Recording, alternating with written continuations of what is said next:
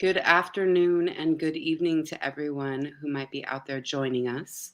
We are going to take just a few seconds here while I welcome you before I bring on our guest today. My name is Amber Flame. I am honored to be a Hedgebrook alum and also the program director at what I consider my dream job at Hedgebrook. We started Cottage Chats in the year 2021, so only in February of this year, which is not over yet, to kind of bring into conversation people who have been writing together one way or another. Either they met in residency and they've been in touch ever since, or they found each other through different sources and realized that they had the Hedgebrook connection. And so I wanted to be in conversation with my fellow alum and hear what they know about life writing, the creative practice, tips and skills, and really to celebrate them because Hedgebrook is all about amplifying women's voices. So if you are joining us today, we are in our final Cottage Chat for the year with Kellor and Leanne Dunic, two phenomenal writers who do other things as well. So we're going to talk about it. We're going to talk about trying new things and putting yourself out there. We're also going to talk about some of the themes that are common to all three of us in writing. So without further ado, I want to bring on Anne and Leanne. So nice of you both to join me. Thank you for being Hi. here. So good to be here. So we're going to get into how y'all know each other, how this came to be, what you love about Hedgebrook, all of that. But one of the things that struck me right away, just in reading your bios and preparing for this, is that we all write about. It's kind of common now for people to accept that everybody's multiracial, right? Like the melting pot has happened one way or another. More than likely, you have a little bit of a few things in you, and that's more commonplace now. But I know for I think for all three of us growing up, it wasn't such a common story, and there weren't reflections of us necessarily readily available. So my question to start us off is, what was the first book you read where you saw something of your own reflection? How young were you when you read it, and what was the book? I know the answer for me. Yeah. And I'll let you have another moment to Go think for about it. Yeah. It was The Jade Peony by Wei Sin Choi, which I actually mentioned in my latest book. It was the first Chinese Canadian author I had read, and I was either 19 or 20, and I bought it for 25 cents at the library book sale. And there are some Chinese words on the pages, and that was my first time validating that the words my mom spoke were actually like truly Chinese. Like sometimes I was like, did she make that word up or is it real? And so yeah, it was my first time connecting with an Asian Canadian writer. Wow, Asian Canadian, that's amazing. Like that's really specific. I was just going for general strokes. They were few and far between. I love that. How about you, Anne? Yeah, I can't believe no one's ever asked me this question before. I'm so glad. I'm like, what? I was drawing a blank, and really, I feel like it was pretty late in life, like grad school, that I started to discover more mixed race Chinese and white authors like Paisley Rectal. She wrote The Night My Mother Met Bruce Lee. That was the first memoir type book I read. And then, I mean, prior to that, I remember reading Nora Kellor, and she's like a Korean mixed race writer. But yeah, I might think of something as we go on, but it was pretty late. I mean, I just watching Pen 15 now.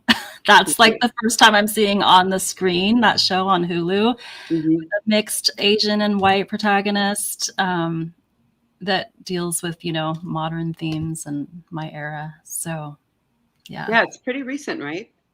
Yeah. I was thinking, like, I don't even know what the answer is for myself reading that. And I mean, their stories are out there for sure, but one that is not about a protagonist, I think that's what you nailed, is like not one that has that story of like black and white mixed race, because there's lots of those stories, but one where it's a protagonist and that is not, especially that's not the central, like how they came to be mixed race isn't the central pivoting story, that everything hinges on.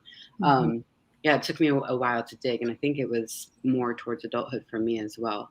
So that, to me, that's like opens the door to, when did you know you had to write your story? When did you both have written about your experience in a way that it isn't out there yet? It's new. So finding contemporaries or comps, even like in the publishing world, I would imagine was a little bit trickier. So when did you know you had to write it, and how was that for you? Yeah, for me, it was during college that I started coming back to writing. I mean, I always wrote as a kid, but when I realized I have to go to China, and so I took a break from college and I just started journaling a lot more and realized, okay, yeah, this is what I want to do. And during college too, I was reading a lot more books by women of color, and I'm thinking of some other mixed race authors then too. But yeah, how about you, Leanne? About writing about the mixed race experience, or about writing in general? No, you writing the mixed race experience, or even I would say just your story in general, like where it became urgent for you to have that story out there. I think I have multiple stories. I'm always seeming to be working on a memoir of some kind, but it represents a different part of me. And when I started writing One Half of You, which is my memoir that just came out this year, I don't know that I thought it was about the mixed race experience. It took me a decade to figure out what I was writing, and to realize the themes of things that kept coming up about being misidentified, and with the things that feel kind of cliche at this time of that what are you, who are you, things that that feels cliche now, but it is a real experience. So like how to write about that, and that I had to write about it because it was part of my experience. Nice. Okay, so you mentioned when we we talked to Anne about doing something in celebration of Heart Radical, which just came out, and I'm going to drop this link. I'm going to multitask. I feel very accomplished doing so. Right there in Leanne's beautiful hands, but also, oh, thank you.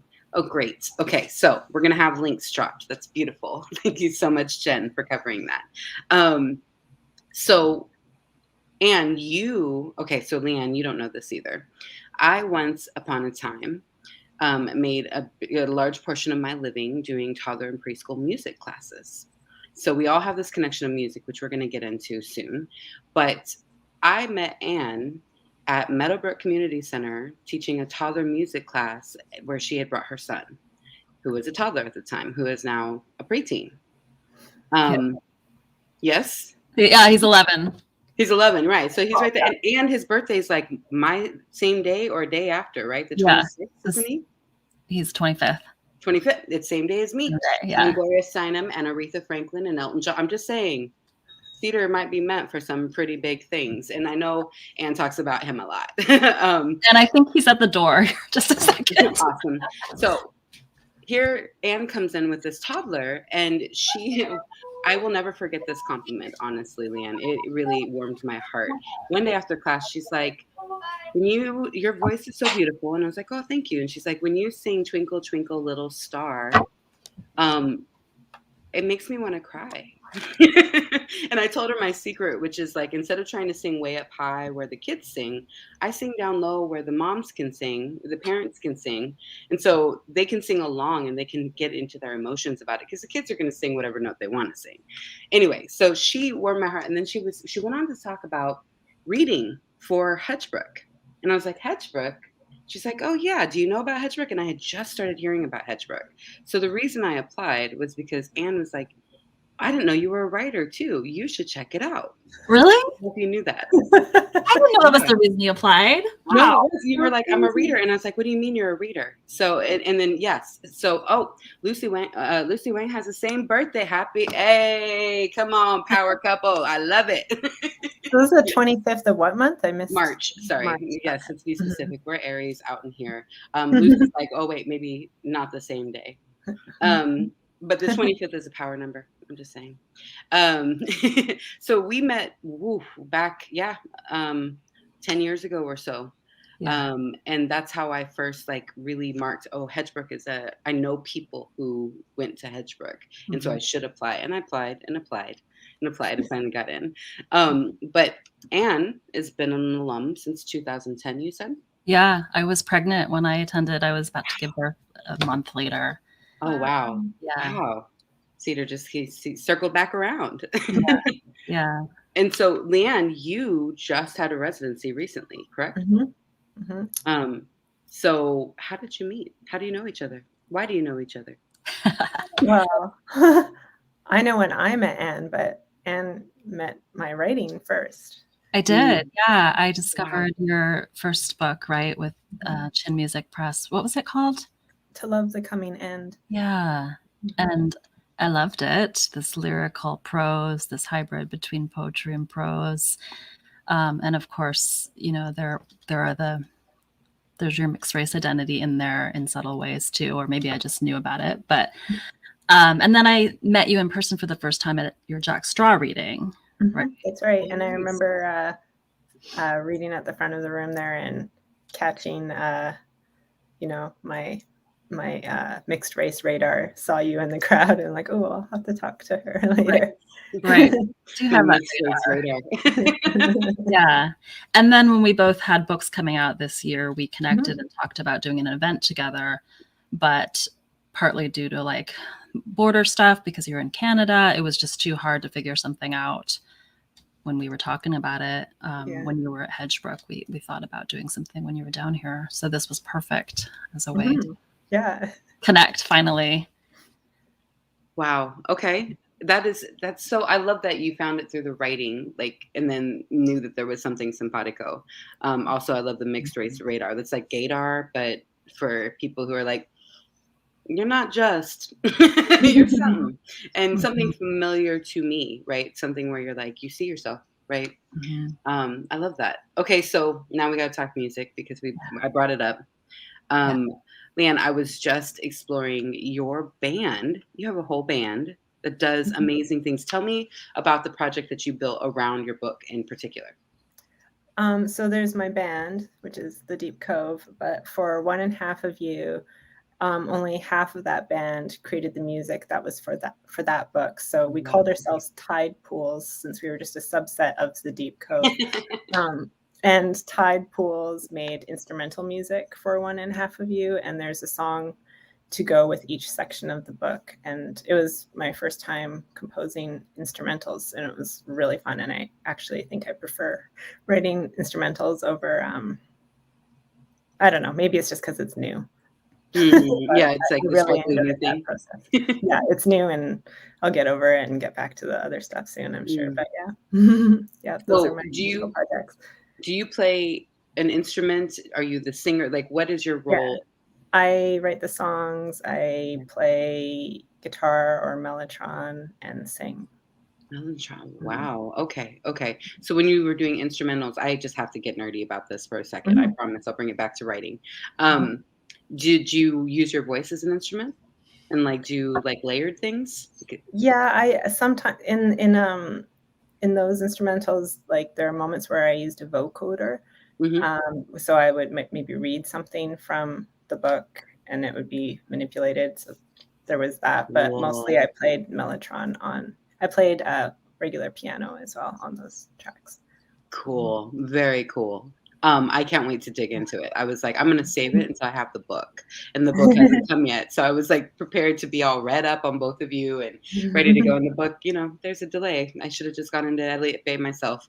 And this is very similar to what you kind of decided to do tell us about it. Yeah. So, my boyfriend was listening to one of my book launch readings and was just started playing the guitar in his own apartment over it and recorded it over my reading. Cool. And he sent it to me. I was like, oh, that's cool. And so then he did it again. And then we decided to be intentional about it. So I recorded a bunch of passages from the book. And then he kind of made erasure poems out of them. Just, made his own songs out of them. So it's like spoken word with his music. And he's been a lifelong musician, but this is the first time he's really put anything out there too. And then I've been a lifelong wannabe singer. I don't sing on our album that is actually coming out next week. Oh, on SoundCloud. We're going to release it. Yeah. That's so awesome. Congratulations. But I am a long time want to be musician and admire of musicians, which is why I loved your project so much, Leanne, because it was so cool to sit down. Well, I actually had the book online and like read and listen at the same time and have this whole immersive experience. That was totally new to me. I hadn't. And I'm so happy to hear this for you, because I remember you writing me and saying that, you know, you wish you could make some music writing related thing, and now you have. Yeah. So that's a quick turnaround. Yeah. That and are doing it. So it's very cool. Yeah, no, it's been so awesome, you know, feeling a little burnt out writing essays and writing and promoting the book, to have this side project that's all about poetry and spoken word, and also tapping more into like the spiritual essence of the book, just pulling those passages that are more lyrical. I love that. I love a more intentional eye on how to do readings. I mean, it's, for me, it sounds like, for me as a poet and coming from a performance poet, like starting or origin, and coming to writing as a singer, right? I would like, performance is one of my arts. I like to perform things. It's just as much a part of the art as like the writing of it, or the composition of it. So it's hard when you go from being like a slam poet, where you're, you know, catering to the masses, you're trying to like, you know, the audience appeal is the main name of the game, right? To something where it needs to evoke feeling when just being read and without your voice behind it. That's a transition. But then there's the like coming back and presenting that work into the world.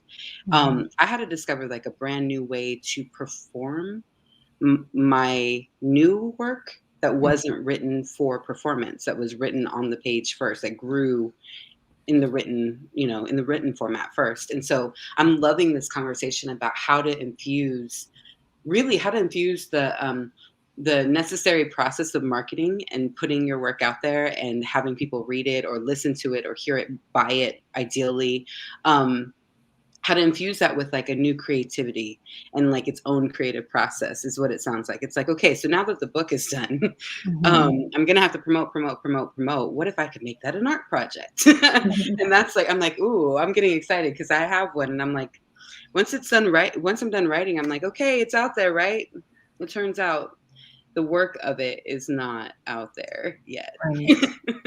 And I feel like it's so necessary to have those side projects that you return to that are just, that can feel fresh and fun and not so serious, which the book became, you know, so many layers of editing and process went into that, this huge labor. But like, for me, that's what poetry is right now, or spoken word. It's just something I can play with.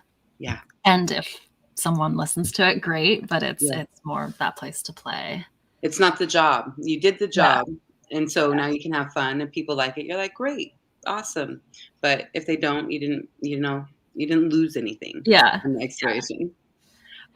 So I had a question and it's escaping me. So I'm going to ask about putting yourself out there, about vulnerability.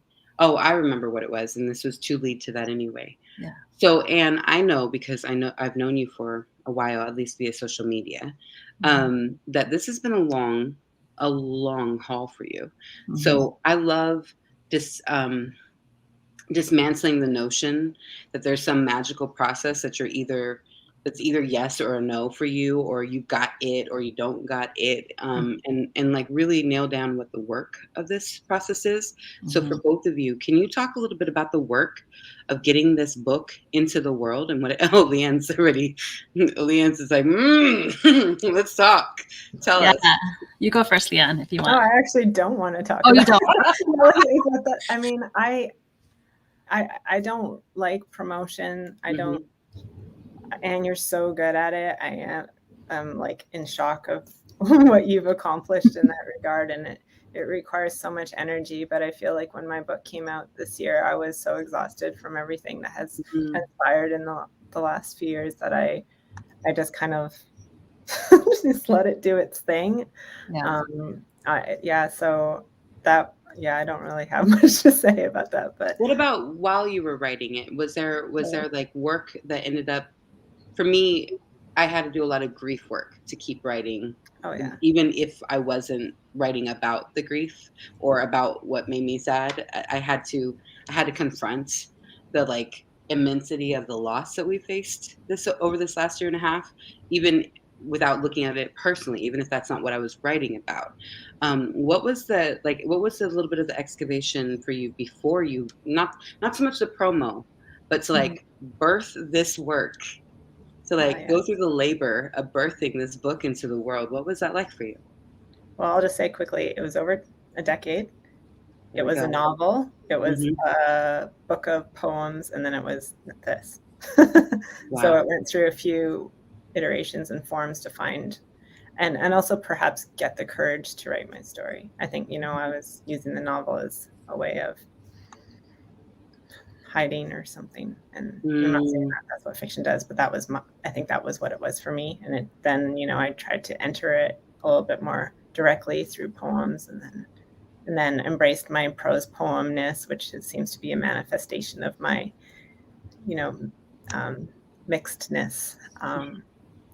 Yeah. And then just embracing that and going with it and Mm. having, that form be successful for my last book. Wow. Yeah.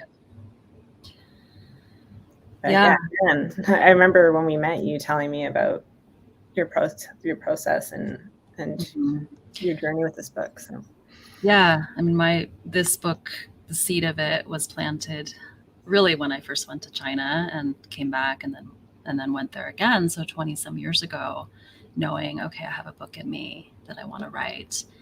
And that, some writing in here comes from that time, like from my undergrad days at Evergreen. Like I went back and I salvaged a piece and I put it in there. I was like, because it was like part of it got cobbled together. Like, how do I make this work? Right. Because so much Mm. of it is like you're learning about craft and how to tell a narrative and scene and all of that. And then so you're growing your chops as a writer as you go. And then also you're growing your courage to go deeper into the story and figure out what the story wants to be and what it can be, like what you have the ability to, what layers you have the ability to reach in this book. And so Mm.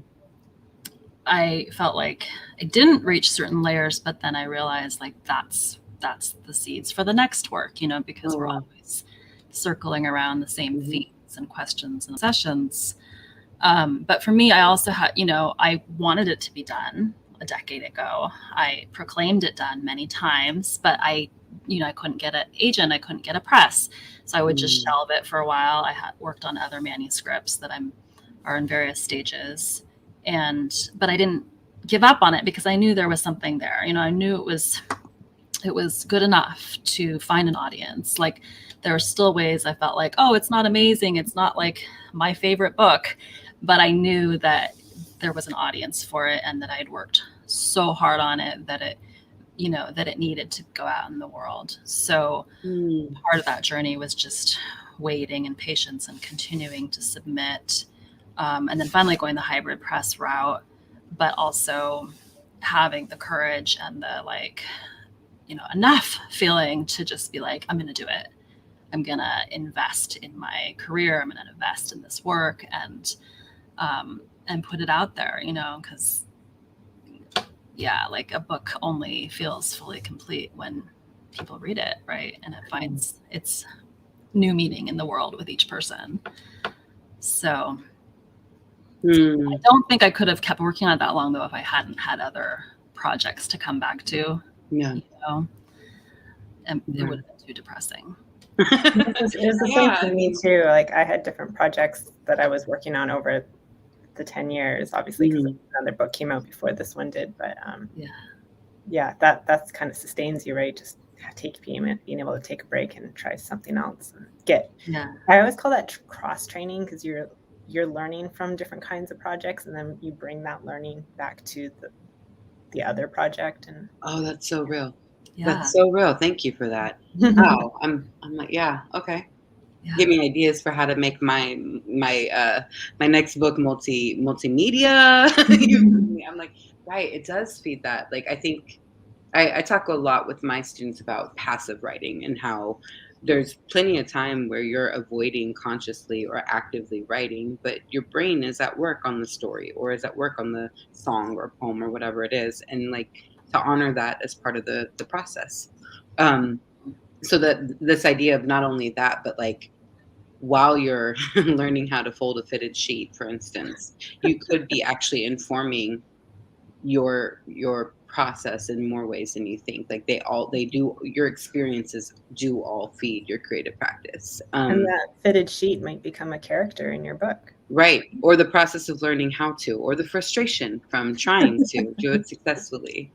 Um, what is this is something that I'm kind of committed to bringing to these chats each time, because I think that there's a wealth of knowledge here, and this is really inspired by Mira Jacob did a Vortex intensive with us just recently, and she was just such a generous spirit and was like, ask me anything. There was so much I wish I had known, and I wish people would be willing to share. And so her ethos, her commitment is to share. Like if you ask, she's going to tell you. And that's not like an open door to go ask her. But if you're in a setting where she's like an instructor, she's like, tell me, what are your questions? Bring them. And so I'm really inspired by, in working with Hedgebrook, we have these names that are huge, right? And one that comes to mind is Jacqueline Woodson, always.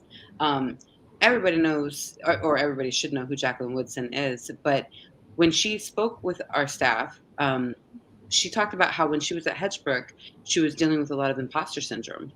And I was like, what? I had that like moment of disconnect. And I was like, right, there's a time before things happen and the time after things happen. And sometimes taking a moment to look back at the before times and say, wow, that was a crucial lesson for me, or a crucial skill that I developed to make this happen. So what is not the best or the only one, but what is one thing that you want to gift our community, um, that is like a skill or a piece of advice or a route or a warning, anything you want that you would want to make sure that people knew that you learned in this process, bringing your book in the world? I have an answer.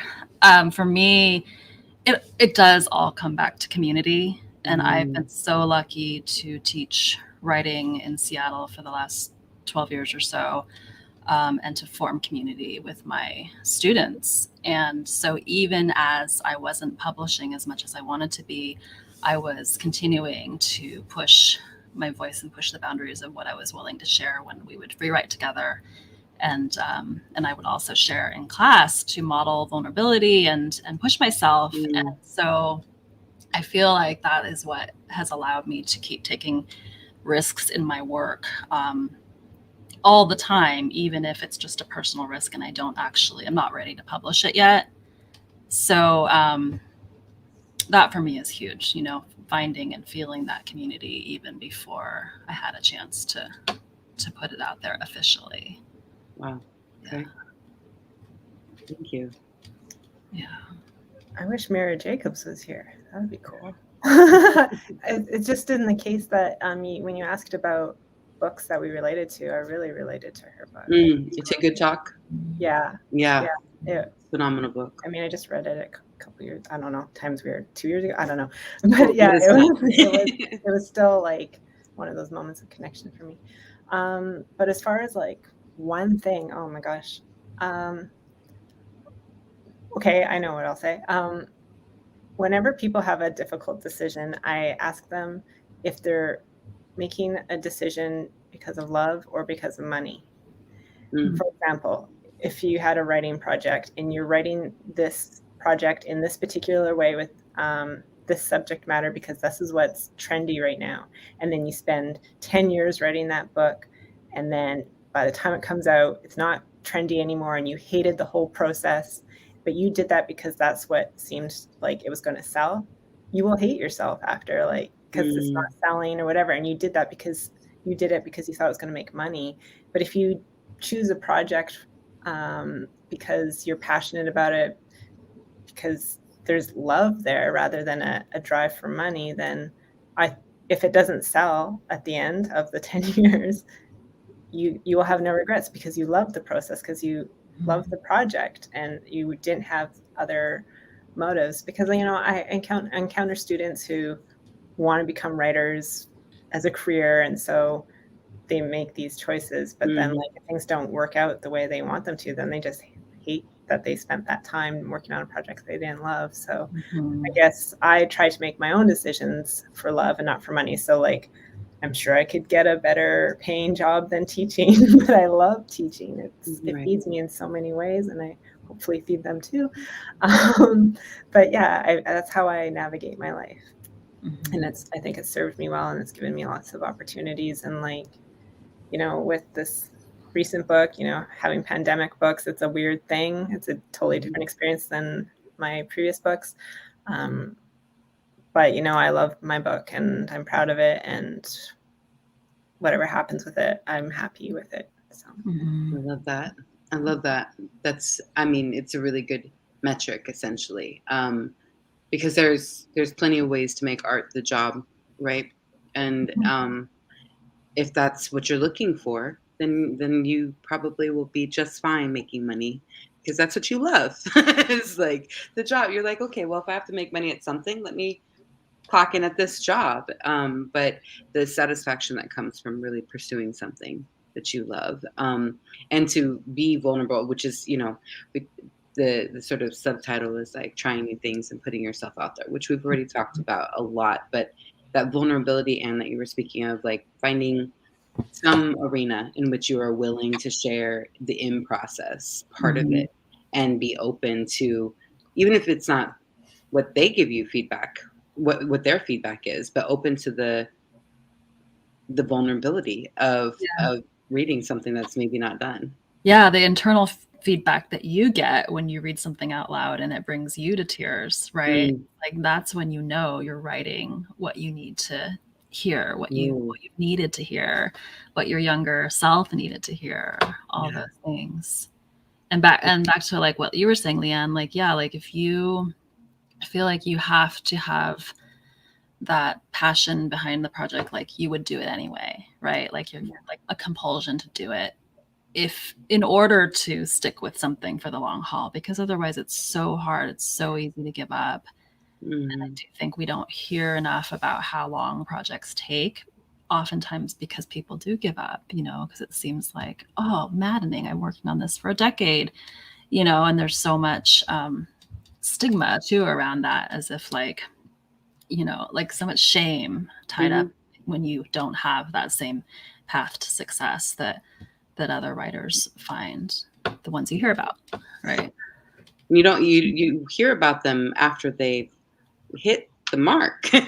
I think that's the biggest lesson that I've been getting this last year with our workshops and our webinars and stuff like that, is how many people are really looking to finish the book, or to return to the book, or to generate like to finally commit to something that they know they need to write.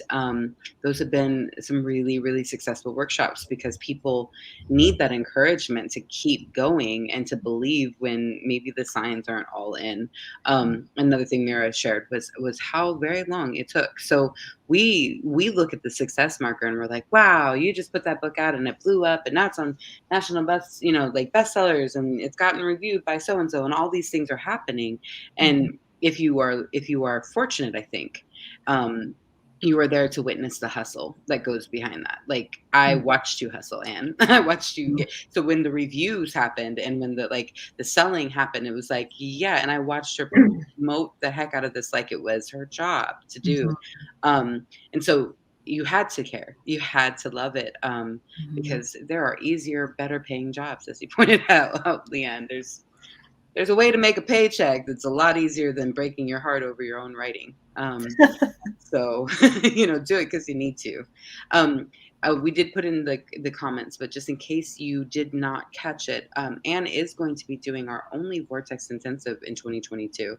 That'll be in early mid-April.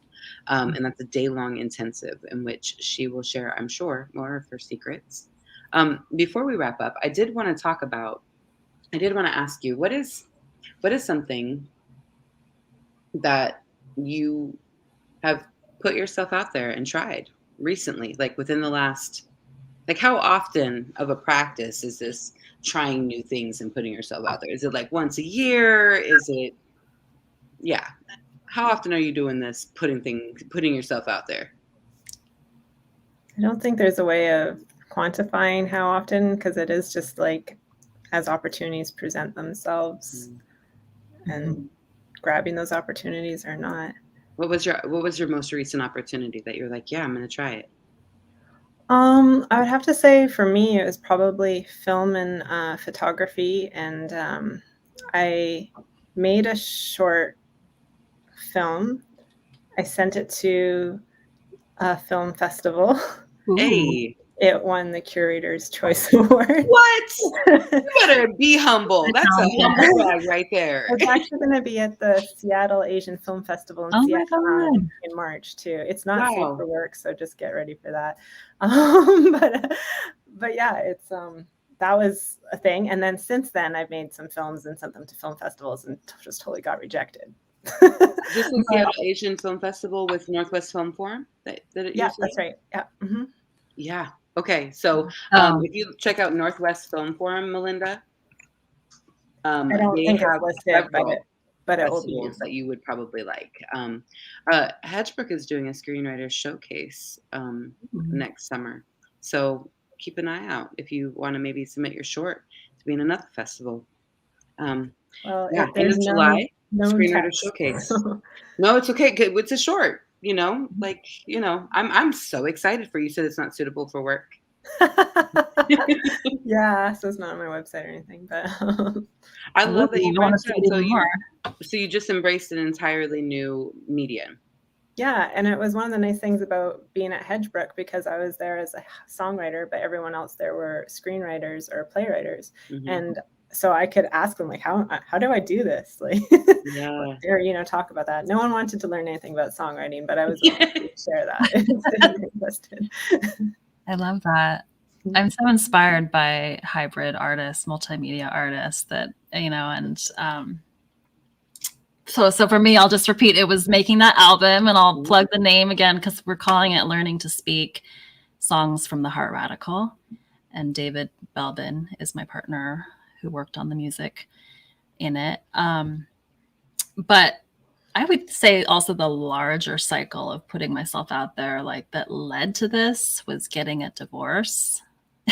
Like a year ago officially, but 2 years ago, the decision being made, and all of the timing of that and signing the book contract, like I don't think it was a coincidence, just this energy that needed to happen in owning my own creative path and owning my voice again, which had been stifled. And so much about Heart Radical is about learning to speak and learning to find one's voice, both through writing and also in speaking Chinese and being bilingual. But so like I was at a stage in my life where I was not speaking my truth again to myself, and I was pushing down what I really knew. And so I do think that had something to do with why I couldn't, go full circle with the book and put it out there until I went through this new cycle of life. So yeah, divorce is hard, but I support it right now. For to do it, do it. You've got to. I mean, there's ways to do it with love and grace. Yes. And yeah. Wow. Okay. That's a big leap. Both of those are big leaps. I love it. So before I let you go, I want to ask, what do you do? Do I want to do pre-quarantine? No, I want to do like what is a daily thing, or a mostly daily thing that you find yourself coming to that kind of feeds your joy?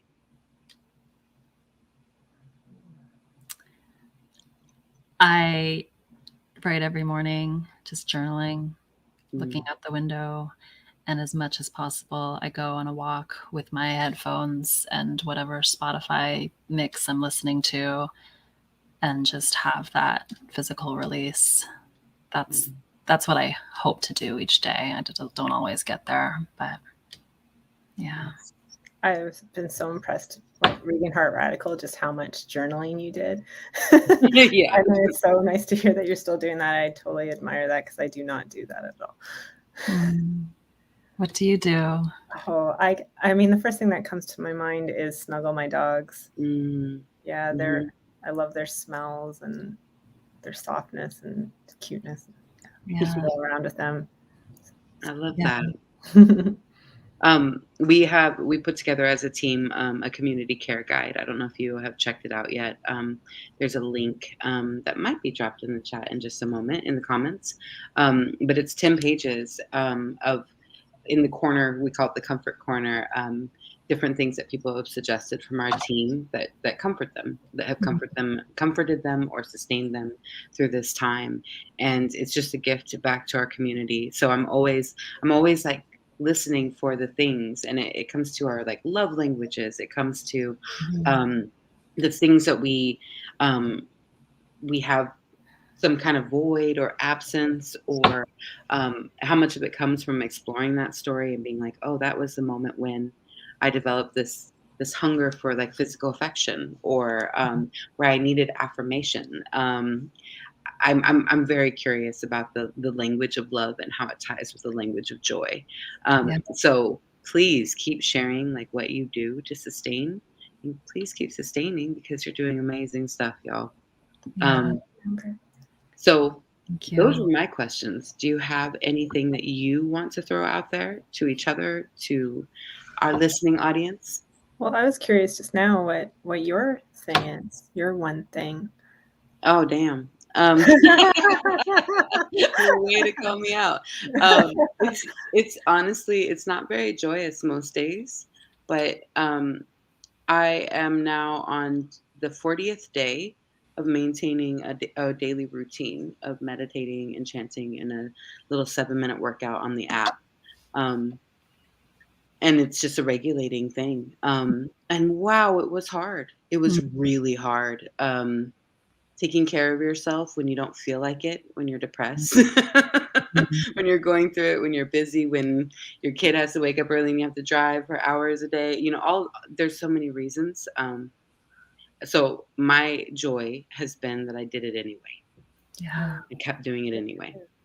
And now I can honestly be like, I'm proud. When I hit 21 days, I was like, habit. I made a habit. And it felt really successful, even though I didn't feel better. I didn't feel better mentally. My knees hurt. I didn't feel better physically. I was like, last time I stopped and did that, I felt so much better right away. And this is a long haul. This is got to do it anyway, even when it doesn't feel good. And even if it's just making sure you don't get worse. Thank you for asking. Huh? Same could be said for a writing project. Absolutely. You just got to do it. You're a writer because you write. Yeah.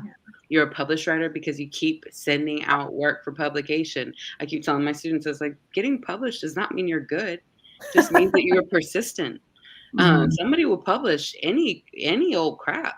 So, if that's your goal, that's easy enough, but it won't, like we spoke about earlier, it won't satisfy. Just doing it for the wrong sake. You got to know what your stakes are.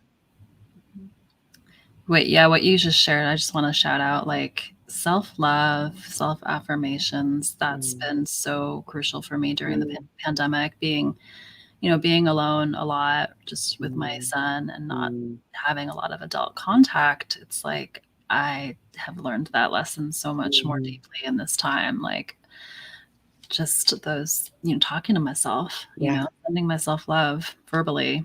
Yeah. Aloud. Yeah. There was my sister sent me a TED talk, and we'll wrap with this, I promise, because we could keep going on this, I'm sure, about self-compassion. And it instead of like working on self-esteem, working on this idea of self-compassion and how hard it is, but like how it's really reframing, would you speak to or act toward somebody you love that way? And how do you practice what we're not taught to practice, which is like, she was talking about like soft touch, like How often would you reach out to your child? You wouldn't reach out with a harsh hand and stroke their head. You would do it gently with a soft touch. And what happens if you just like stroke your shoulder softly or give yourself a Mhm. hug? And I was like, this is some woo woo crap. And then I started doing it and I was like, oh, it's Mhm. training my mind not to be mean to me all the time. Mhm. And as a writer who's critiquing and observing and like breaking down the whys and the motivations behind what people are saying and your own experience and past hurts and past traumas, as we excavate all of that, it is so easy to fall into this sort of assumption that you deserved what happened to you, assumption that you are broken or unworthy of better than what you've experienced. It's so I think, especially as women identified folk, it's easy to fall Yeah. into that mentality. And in the same way, when you hear your friend going off about like, well, if I wasn't so stupid, I wouldn't blah blah blah, and you'd be like, no, knock that out. It wasn't stupidity. You Right. didn't, you didn't rape yourself. That's not how that happened. It was, like that kind of checking that you would do for your friend, how to learn how to do it for yourself, because we don't know how. We don't know how to stop and be like, "Wait, that's cruel. I Yeah. wouldn't say that to somebody I loved, and I'm gonna care enough. If I don't love, I'm gonna care enough not to." And how to even, I think with mindfulness and meditation and just and writing helps us be mindful, of course, is just like how to even notice when that's happening. Because Right. I think so often we don't even notice that like something happens, we feel this flush of shame, and there's this Mhm. automatic criticism, like, oh, Mhm. I effed up. How did why? Right, Instead of right. being like, it's okay. You're doing the best you can. You're doing so Oh, that great. Like, of sounds course rough. you make I'm mistakes. sorry. That Yeah. happened. But That's rough. a lot Yeah. of times I don't even realize that's happening, it's like Mhm. takes really slowing down to be like, "Oh, what is this feeling? Oh, I'm like I just went right to that place of like how did I do this? Ah." Yeah. Yeah.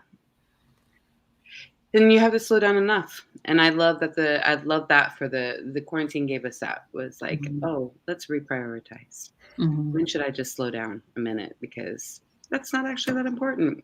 There's a lot of Mhm. like, "Is this worth risking dying for?" Like, to Mhm. put a morbid spin on it, am I going to risk my life to do this? Is this that important? And who am I trying to satisfy by doing it? Like, who does it fill?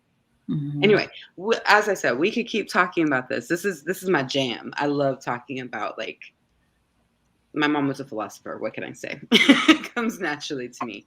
I want to thank you both. Thank you for joining me. So great to meet you and your work, Leanne. I'm so looking forward to exploring your book with the music in mind. I love that it's instrumental, because then I don't have to try to pay attention to two things, because I'm not good at that.